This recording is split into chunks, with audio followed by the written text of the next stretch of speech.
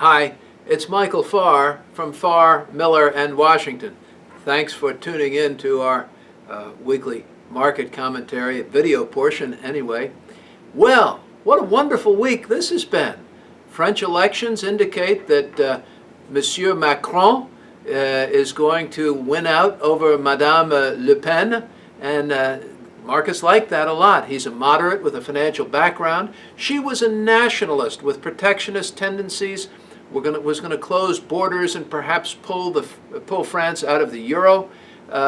So Macron settled the world's nerves, and stock markets are up. We've seen the Dow Jones Industrial Average rally almost 500 points in 2 days, up a couple and a half% or so. S&P is up. The Nasdaq over 6,000 now. Surpassing, I think in 2000 we got to about 5,100. Unbelievable, and it took almost a decade before we saw that return to get back anywhere near 5,000. So these are high levels, and markets continue to surge. The S&P 500 2390, just a hair off 2,400, and the euro has gotten a bit stronger versus the dollar. Now costs $1.09. Still time to make your summer vacation, but you want to get there fast because it seems to be on the rise. Crude oil still hovering around $50 a barrel. The 2-year Treasury at 127, and the 10-year Treasury at around 2.3%. Interest rates are still historically low, and this is a bull market. The uptrend is still in place. You may see it continue to go higher, and likely it will go higher. Trends always last a lot longer than anybody thinks they will. This is an uptrend. It's moving with momentum. To say that this is a bull market doesn't necessarily mean that I'm bullish. I'm very cautious, as a matter of fact. Warren Buffett would tell you to be greedy when others are fearful, and fearful when others are greedy. And when the market's making new all-time highs, and Nasdaq stocks, which are tech-heavy and often indicate a little bit higher level of speculation in that particular index, when they are making new highs, risk is being taken. We call this the risk-on trade, and we've seen the risk-on trade since Donald Trump was elected president, and it started in November. It came as a great surprise to everyone.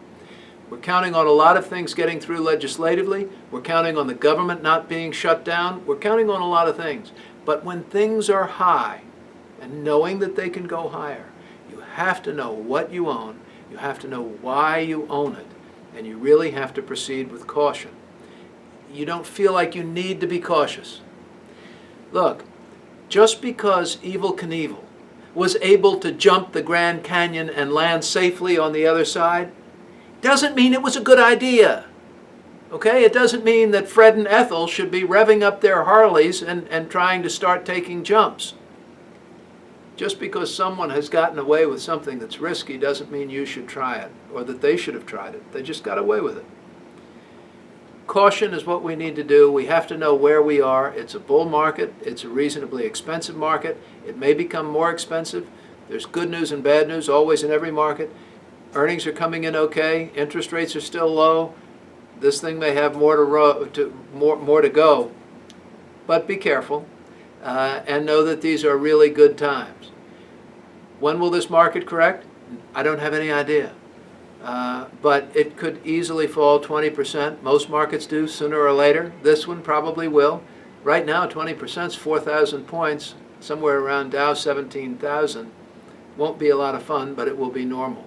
In the meantime, know that we're actively managing our clients' portfolios. If we can be helpful to you or helpful to someone you know, please let us know. Give us a call. Send me an email.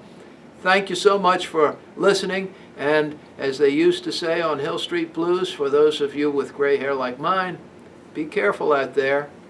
In Washington, D.C., for Farr, Miller, and Washington, I'm Michael Farr.